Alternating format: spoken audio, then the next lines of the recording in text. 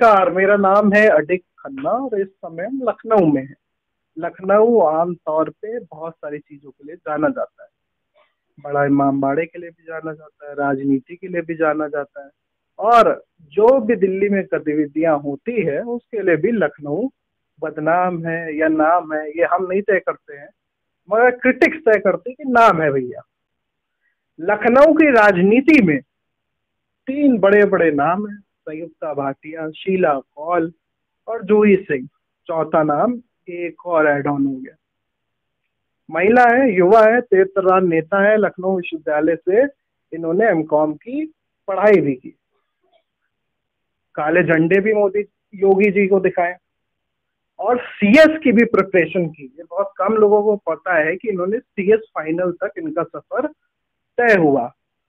जब नतीजे आ रहे थे तब ट्विटर पे एक नाम ट्रेंड कर रहा था, कुछ घंटों के लिए ही ट्रेंड किया। Uttar Pradesh election, Pooja Shukla leading by 20,000 votes. मगर समय का फेरबदल ऐसे हुआ कि नीरज वोरा से 33,000 वोट से लगभग के करीब मार्जिन से हार गई। मगर अगले दिन अखबारों में खबर आई, मीडिया के चैनलों में खबर आई, मगर खबर ये आई कि नीरज वोरा की जीत से ज्यादा इनके हार के चर्चे हुए। कद्दावर नेता है, युवा तर्क के नाम से मशहूर है। अब इनसे कुछ सवाल पूछ लेते। ऑफ द सीजन है, अभी कोई चुनाव तो नहीं, बस निकाय चुनाव है, फिर भी इनसे सवाल पूछते हैं ऑफ द सीजन। अब देखते हैं ये जवाब कैसे देती हैं, क्या इनकी सोच है, क्योंकि ये युवा है, तेज तर्रार है और डरती बिल्कुल नहीं है भैया। डर इनके पास नहीं है। और काहे राजनीति में कूदी ये भी पूछेंगे, क्योंकि आमतौर से कोई मध्यम वर्गीय परिवार से जो भी लोग आते हैं वो राजनीति में नहीं आते। वो काम करते हैं 10 से 5 का और फिर उसके बाद चले जाते हैं। लेकिन ये जो है क्या बदलाव लाने और ला भी पाएंगी नहीं, अब इन्हीं से जानते हैं। मेरे साथ है पूजा शुक्ला, 172। तो बताइए पूजा जी, अभी नगर निगम का चुनाव है। मैनपुरी में डिम्पल यादव जी जीत गए, खतौली में भी मदन भैया जीत गए, लेकिन रामपुर में खेला हो गया। क्या लगता है नगर निगम चुनाव में कितनी सीटें जीतेगी समाजवादी पार्टी? देखिए, लखनऊ नगर निगम में ऐतिहासिक बहुमत पाएगी समाजवादी पार्टी। और जिस तरह से मैनपुरी और खतौली की जीत हुई है और रामपुर में जो पूरे प्रशासन ने जिस तरह से व्यवहार किया है, उससे साफ तौर पर ये जाहिर होता है कि रामपुर भी समाजवादी पार्टी के ही खाते में जाती। तो मुझे ये लगता है कि जनता जाग चुकी है और भारतीय जनता पार्टी का अभी चुनाव हुआ, आपने देखा कि बहुत ज्यादा समय तो नहीं हुआ है, 6-7 महीने ही बीते हैं, लेकिन जिस तरह से जनता का मैंडेट समाजवादी पार्टी के पक्ष में आ रहा है, तो निश्चित तौर पर बड़ी संख्या में समाजवादी पार्टी चुनाव जीतेगी। कई वार्डों को हम लोग जीतेंगे और ऐतिहासिक बहुमत प्राप्त करके इस बार नगर निगम में समाजवादी पार्टी का ही विरोध करेगा। अच्छा ये बताइए, आप विश्वविद्यालय में से बड़ा विरोध किया है एसपी सिंह का, आपने झंडे भी दिखा दिए काले। क्या मतलब क्या मिला, मतलब क्या आपको क्या लगी हम भी राजनीति में आएंगे भैया, कुछ बदलाव लेके आएंगे, हमें भी कुछ बदलाव करना है? यही हमारे समाज की विडंबना है कि लोग राजनीति में आते हैं तो कुछ पाने आते हैं। राजनीति कभी आपको कुछ दे नहीं सकती। हाँ, अगर राजनीति अगर आपको कुछ दे सकती है तो वो सिर्फ अनुभव है कि किस तरह का समाज है, कैसे लोग हैं, किस तरह से पॉलिसीज बनती हैं। ये तो जो राजनीति है, समाज में आने वाले लोग जो अपने सामाजिक परिवेश से आते हैं वही सब चीजें तय करते हैं। राजनीति में कोई अलग से लोग नहीं आते। तो हम कुछ पाने नहीं आए थे, हम कुछ देने आए थे। हम ये चाहते थे कि समाज को एक नई दिशा से, हम चाहते थे कि महिलाओं के लिए खासतौर पर उत्तर प्रदेश में ये कहा जाता है कि धनबल और बाहुबल के आगे बेटियां राजनीति नहीं कर सकती। सभी पार्टियां महिलाओं की बात करती हैं, युवाओं की बात करती हैं। सभी पार्टियां ये कहती हैं कि युवाओं को प्रतिनिधित्व मिलना चाहिए, युवाओं को रोजगार मिलना चाहिए, महिलाओं को सुरक्षा मिलनी चाहिए। तो जब वो हमारी बात करते हैं तो हम खुद क्यों नहीं आगे आके अपनी बात कर सकते? तो मुझे लगता है कि मैं बदलाव के लिए आई थी और निश्चित तौर पर बदलाव इतनी तेजी से स्वीकार्य नहीं होता, थोड़ा समय लगता है और ये शुरुआत तो हो चुकी है और बदलाव होगा भी, यही यकीन है। तो ये बताइए, आपने सीएस फाइनल तक आपकी, भाई सीएस और सीए की पढ़ाई और सीएमए की पढ़ाई काफी डिफिकल्ट होती है, इतना आसान नहीं होता है करना। आप सीएस फाइनल तक करिए ना, अगर चलो चलते कॉर्पोरेट में ईवाई, केपीएमजी, डिलॉइट में हो जाएगा, 12 लाख का पैकेज होगा। ये कहाँ फंस गए इसमें? देखिए, मैं फिर आपसे कह रही हूँ कि मैंने पढ़ाई की, मैं कॉमर्स की स्टूडेंट थी, विश्वविद्यालय ने बहुत कुछ दिया, बहुत कुछ सिखाया, लेकिन मुझे लगता है कि अगर आप सामाजिक जीवन को जीते हैं तो समाज के लिए कुछ करना जरूरी है। और जिन लोगों को लगता है कि राजनीति पार्ट टाइम जॉब है, ऐसा नहीं है। राजनीति फुल टाइम काम की जगह है जहाँ पर आपको निरंतर लोगों के बीच में बने रहना है और हर रोज अपने जिंदा होने का सबूत देना है। अगर आप 10 दिन गायब हो जाइए तो कोई पूछता नहीं है। तो जब तक आप लोगों के सुख और दुख में रहेंगे, जब तक आप जनता के लिए लड़ते रहेंगे, जनता आपको याद रखेगी। और हम सारे लोगों का यही एक उद्देश्य है, खासतौर पर मेरा, कि महिलाओं की भूमिका बढ़े, महिलाओं की राजनीतिक भूमिका बढ़े, क्योंकि महिलाओं को कोई जगह नहीं मिलती। तो अगर एक पूजा शुक्ला को मौका मिला है तो अनगिनत पूजा शुक्ला को मौके मिलेंगे, क्योंकि अगर मैं यहाँ पर हूँ तो मेरी कोशिश ये रहती है कि ज़्यादा से ज़्यादा महिलाएं राजनीति में बढ़ चढ़ करके हिस्सा लें, आगे आएँ, और जहाँ पर भी मेरी ज़रूरत लोगों को लगती है मैं उनके साथ खड़ी होती हूँ। अब निश्चित तौर पर मेरे खिलाफ जो चुनाव लड़े, आप सभी लोगों को मालूम है कि वो एक बड़े परिवार से थे, धनबली थे, बाहुबली थे, उनके पिताजी विधायक थे, बड़ी विरासत थी। लेकिन मैं एक आम परिवार से निकल करके आई, इस आम समाज की बेटी थी, और लोगों ने बहुत बड़ा मैंडेट मुझे दिया।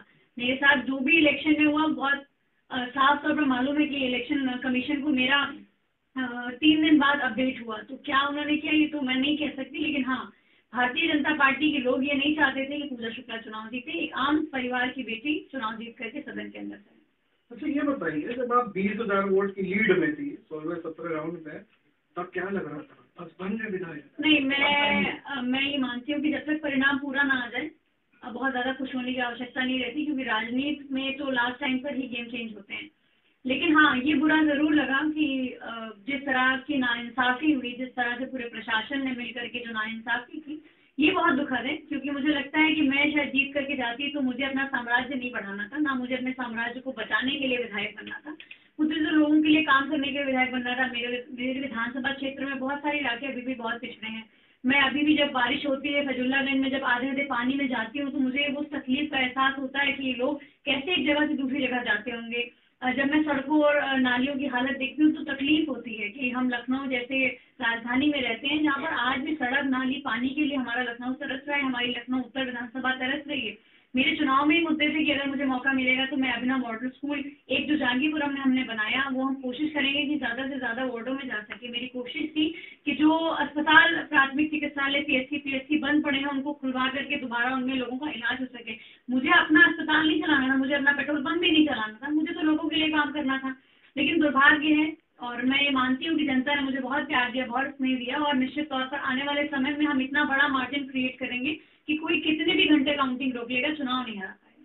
क्या 24 में आपको अगर टिकट मिल गया लखनऊ, क्या कहते हैं, कॉन्स्टिट्यूंसी से लोकसभा के लिए, तो क्या विजन रहेगी, मतलब क्या सुधारना? देखिए, निश्चित तौर पर मेरा लोकसभा चुनाव लड़ने का कोई भी ऐसा इरादा नहीं है। मैं 2027 विधानसभा चुनाव लड़ूंगी, पुनः लड़ूंगी, और पूरी ताकत के साथ लड़ूंगी। हाँ, मेरी ये कोशिश है कि 2024 में मेरी विधानसभा क्षेत्र से भारी बहुमत से समाजवादी पार्टी जीत के जाए, ताकि लखनऊ लोकसभा में ही ये मैसेज जाए कि लखनऊ उत्तर बहुत मजबूत है, लखनऊ मध्य, लखनऊ पश्चिम में हमारे विधायक जीते हुए हैं।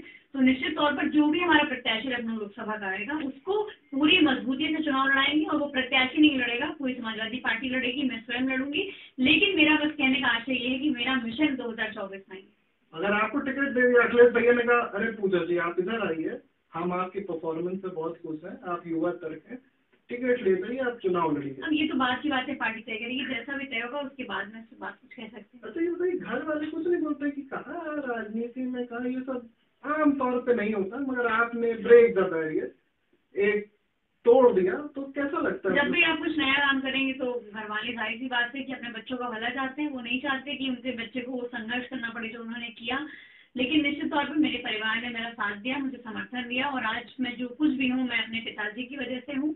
उन्होंने हमेशा मुझे मनोबल दिया, हमेशा मुझे कभी ये एहसास नहीं दिलाया कि मैं लड़की हूँ। हमेशा उन्होंने ये कहा कि हमारे लिए लड़का लड़की बराबर होते हैं। मेरी एक छोटी बहन है, हमारे भाई नहीं है, लेकिन उसके बावजूद हमें कभी ऐसा एहसास नहीं हुआ। ये मेरे पिताजी की बदौलत है। तो मुझे ऐसा लगता है कि मेरे परिवार अगर मेरे साथ नहीं होता तो थोड़ा कठिन होता, लेकिन परिवार ने पूरा साथ दिया, तो आज मैं यहाँ तक हूँ और आगे भी जाऊंगी। कितना कठिन है और कितना आसान है लड़कियों के लिए राजनीति करना, वो भी एक बड़े लेवल पे? देखिए, लड़कियों के लिए राजनीति करना बहुत कठिन है, ये बात तो सच है, क्योंकि उन्हें एक जो बैरियर राजनीति में होता है एक आम परिवार से आने का, वो तो होता ही, साथ में महिला होने का भी एक बहुत बड़ा बैरियर होता है। महिलाओं को हमेशा दोयम दर्जे की ही दृष्टि से देखा गया है। ये हमारा दुर्भाग्य है कि महिलाओं की बात तो सब करना चाहते हैं, लेकिन महिलाओं को प्रतिनिधित्व कोई नहीं देना चाहता है।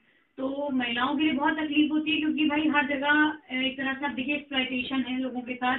जिस तरह की घटनाएं, यहाँ से स्कूल से बच्ची निकलती है घर तक जाने के लिए, घर से स्कूल जाती है, वहीं सुरक्षित नहीं है, तो राजनीति जैसी जगह में तो और कठिनाई होती है।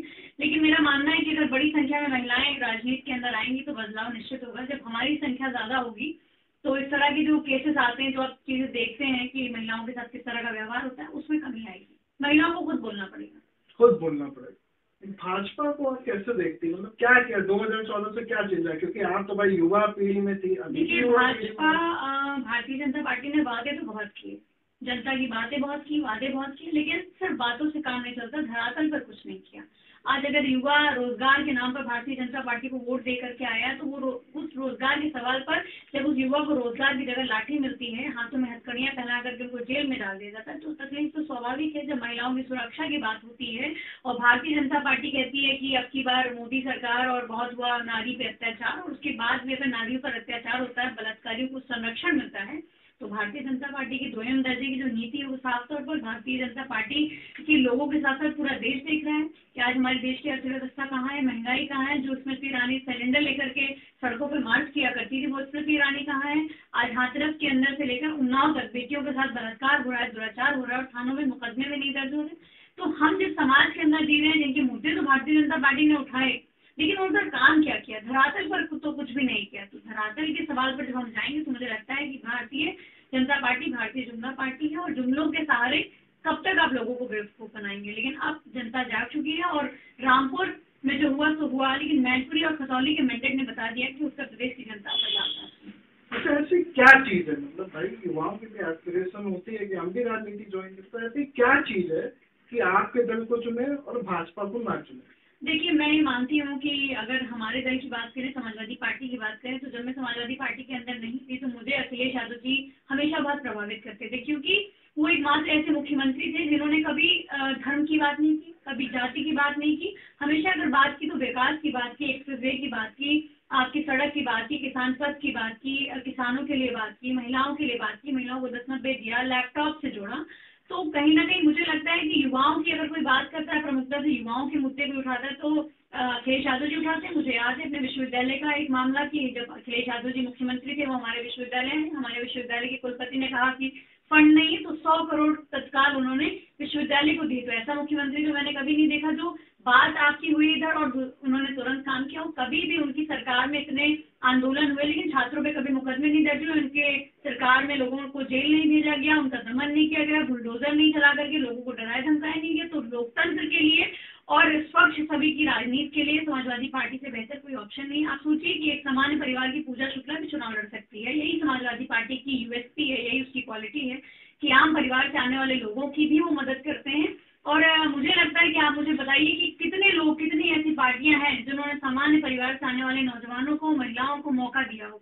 लेकिन समाजवादी पार्टी में इसके अनेक उदाहरण हैं, चाहे सरकार में मंत्री बनाने की बात हो, चाहे सदन में एमएलसी बनाने की बात हो, चाहे टिकट देने की बात हो, हमेशा युवाओं को अगर किसी ने प्राथमिकता में रखा है तो समाजवादी पार्टी ने। अब राजनीति से इस तरह सवाल पूछते, सवाल ये है, पठान बहुत बैकवर्ड चल रहा है, दीपिका पादुकोण है, मतलब क्या है, मतलब कोई भी कुछ भी पहन सकता है।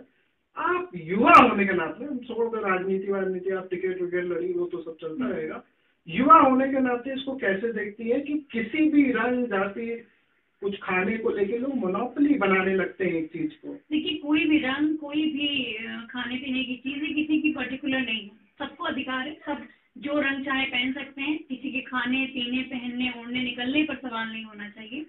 और मुझे ये लगता है कि जो लोग इस तरह की राजनीति करते हैं वो कहीं ना कहीं समाज में नफरत की राजनीति को फैलाना चाहते हैं।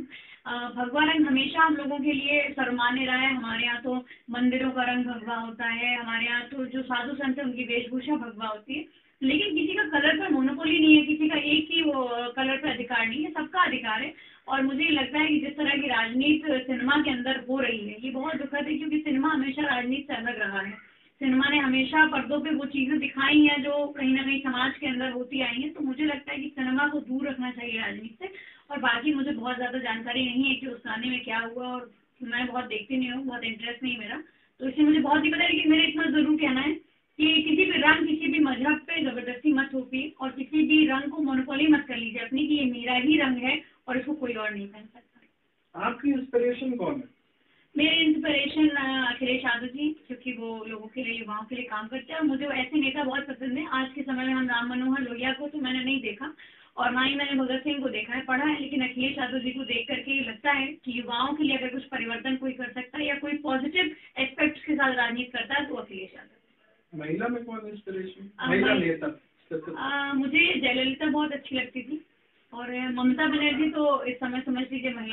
बहुत ही इंस्पिरेशनल हैं, जिस तरह से वो लड़ती हैं, जिस तरह से वो आक्रामक हैं, जिस तरह से वो अपनी बात करती हैं। तो जयललिता की बात अगर कोई नेता मुझे अच्छी लगती है तो ममता बनर्जी। तो ये थी पूजा शुक्ला, जिन्होंने बेबाकी से जवाब दिए। ममता बनर्जी के बारे में एक चीज बता देते हैं कि अभी एक रिपोर्ट आई तो उनके पास मात्र 16,20,000 रुपए, बहुत गरीब है, निर्धन है, घर भी नहीं है, तेज तर्रार नेता है। अब देखते हैं कि पूजा शुक्ला कहां तक, कैसे और कितनी दूर तक जाती है। 2027 का चुनाव जीतती है, नहीं जीतती है, टिकट मिलता है, नहीं मिलता है, और 24 में समाजवादी पार्टी इन पर भरोसा करती है कि नहीं करती। खैर, अब मिलते हैं किसी और नेता, व्यक्ति, विचार और किसी और टॉपिक पे। तब तक के लिए देखते रहिए BCC न्यूज। लाइक, शेयर और सब्सक्राइब कर दो ताकि हम भी भाई तुम्हारे साथ चले, कुछ ले इंटरव्यू। तब तक के लिए जय हिंद।